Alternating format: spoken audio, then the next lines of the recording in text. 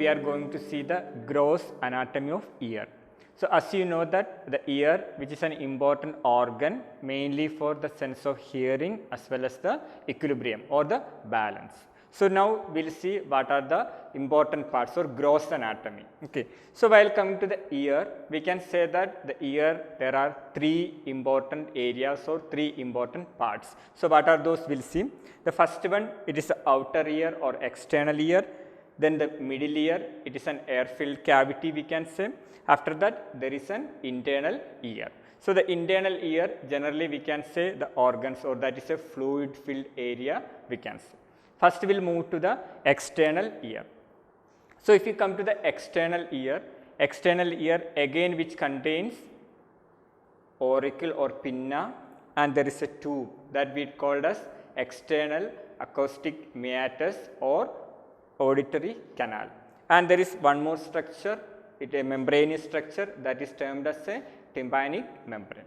So first we will see regarding the auricle or pinna. If you come to this auricle or pinna, we can say it is this is the auricle or pinna, what we call.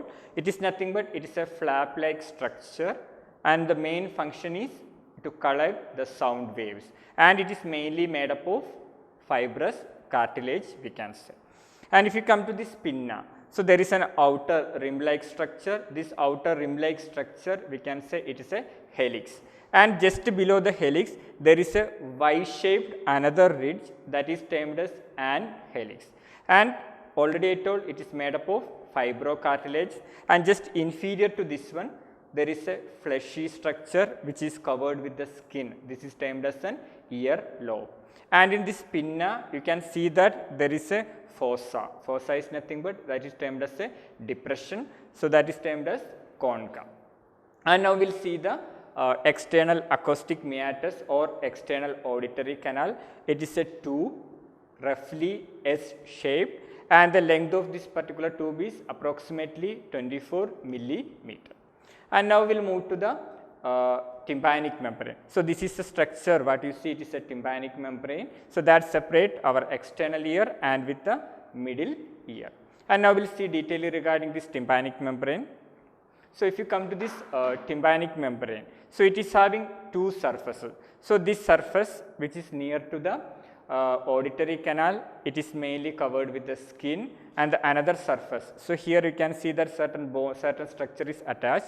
So this surface, it is covered with the skin, or sorry, it is covered with the membrane, mucous membrane. And this particular tympanic membrane, it is made up of fibrous tissues. And now we will see the parts of middle ear. The middle ear, which is mainly an air-filled cavity, and three bones are attached with this middle ear, and in a short form as an abbreviation you can keep in your mind like MIS. That is malleus. Malleus is nothing but a hammer shape. Then there is an incus, it is nothing but anvil shaped bone, and it comes a stapes. Stapes is nothing but the smallest bone in human body. So that is the structures of middle ear. And now we will move to the inner ear again. So if you come to the inner ear, so I told that the inner ear usually, this is the inner ear, it is usually fluid filled structures are seen in the inner ear, and it is otherwise called as labyrinth. So if you come to the labyrinth or inner ear, there are two different types of labyrinth are there. One is a bony labyrinth, inside which bony labyrinth there is another structure called membranous labyrinth. So now we will see detailing regarding inner ear. If you come to this inner ear, so there is a bony labyrinth as well as a membranous labyrinth. First we will go to the bony labyrinth. The bony labyrinth consists of again three important structures. You can see here there is a snail shell-like structure. This is termed as cochlea, and there is a widened area you can see. It is attached with this cochlea. This is termed as a vestibule, and this cochlea, that is the exact organ of hearing, we can say.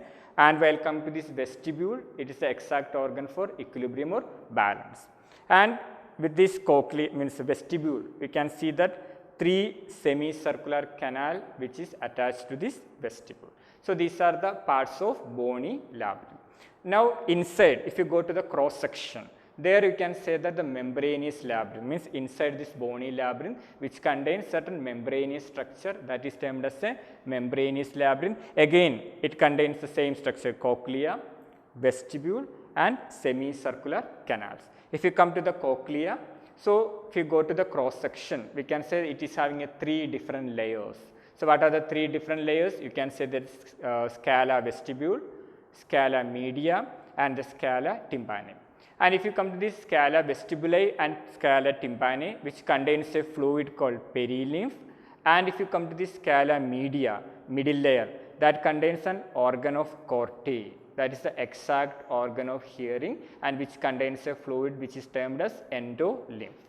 And there is a vestibule, already I told the vestibule, and inside the membranous labyrinth of vestibule, which contains 2 structures, utricle and saccule. And if you come to this semicircular canal in the membranous labyrinth, it contains semicircular ducts. These are the different parts of what we can say internal ear or inner ear. So now we have seen the gross anatomy or important parts of ear. So the ear contains external ear, middle ear and inner ear. So that's all for today's class. This is Vishan signing off till we meet next class. Thank you.